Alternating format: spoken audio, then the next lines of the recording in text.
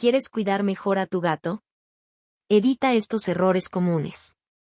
Nunca le des leche de vaca, no pueden digerirla bien y les causa malestar. El chocolate no es seguro para ellos, incluso en pequeñas cantidades. Evita la cebolla y el ajo, pueden alterar sus defensas y su salud interna.